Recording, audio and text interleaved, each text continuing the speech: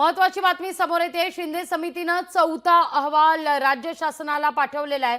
मराठा समाजाचा 58 लाख कुणबी नोंदी मिळाल्याची माहिती आहे। हा चौथा अहवाल स्वीकारू नका, लक्ष्मण हाके यांनी ही मागणी केली आहे। कुणबी नोंदीसाठी शिंदे समिती गठीत केलेली होती। आता चौथ्या अहवालावरून वाद निर्माण होण्याची शक्यता आहे।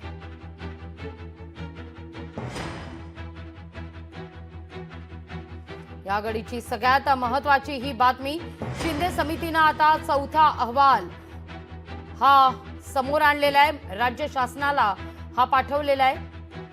अधिक माहिती घेऊया आपले प्रतिनिधी अमोल धर्माधिकारी यांच्याकडून। अमोल, काय अधिक माहिती या सगळ्या संदर्भात काय म्हटलंय नेमकं या अहवालात? या अहवालामध्ये जवळपास मराठा समाजाचे 58 लाख कुणबी नोंदी मिळाल्याची माहिती समोर आलेली आहे। आणि कुणबी नोंदीसाठी खरं तर शिंदे समितीने एक समिती गठीत केलेली होती आणि आता या चौथ्या अहवालावरून पण वाद निर्माण होण्याची शक्यता आहे। कारण की लक्ष्मण हाके यांनी हा अहवाल स्वीकारू नका अशा पद्धतीची मागणी सुद्धा केलेली आहे। शिंदे समितीने कालच हा अहवाल आहे तो राज्य शासनाला पाठवलेला आहे आणि त्यामुळे मराठा समाजाचा जो आरक्षणाचा प्रश्न आहे, जो गेल्या काही दिवसांपासून आपण पाहतोय की चिघळलेला होता, त्या संदर्भातल्या आता हा शिंदे समितीने अहवाल दिल्यानंतर राज्य शासन याच्यामध्ये कशा पद्धतीची कार्यवाही करतं हे पाहणं महत्वाचं असेल। पण आता ओबीसी समाजाचे लक्ष्मण हाके यांनी मात्र या अहवालावर आक्षेप घेतलेला आहे आणि राज्य शासनालाच अहवाल स्वीकारू नका अशा पद्धतीची मागणी केली आहे। त्यामुळे आता या अहवालावरून नक्कीच वादविवाद होण्याची सुद्धा शक्यता आहे। अगदी हा अहवाल मांडत असताना हा चौथा अहवाल आहे शिंदे समितीचा, त्या दृष्टिकोनातून काय नोंदी या ठिकाणी अहवाल सादर करताना विचारात घेण्यात आलेल्या आहेत, काय निकष वापरण्यात आलेले आहेत?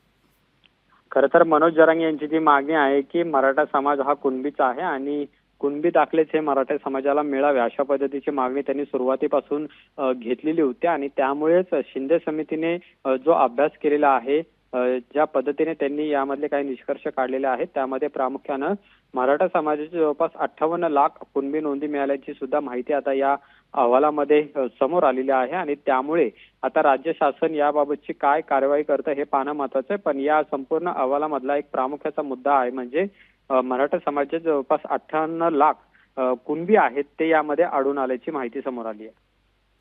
अगदी अमोल, या सगळ्या संदर्भात आता लक्ष्मण हाके यांनी देखील आक्षेप घेतला असल्याची बातमी समोर येते।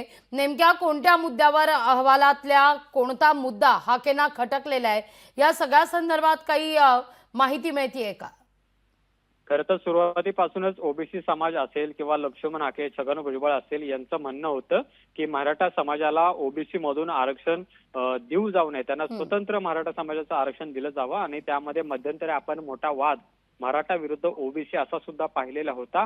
आता या ज्या नोंदी आढळून आलेल्या आहेत ज्यामध्ये मराठा समाजाच्या कुणबी नोंदी आढळून आलेल्या आहेत त्याच्यावरच आता हा आक्षेप घेण्यात आलेला आहे आणि शिंदे समितीने जो अहवाल बनवलेला आहे तो खरंच योग्य पद्धतीने बनवलेला आहे का असा सुद्धा सवाल आहे तो लक्ष्मण हाके यांनी उपस्थित केलेला आहे आणि त्यामुळे राज्य शासनाला त्यांनी हा अहवाल स्वीकारू नये अशा पद्धतीची मागणी केलेली आहे।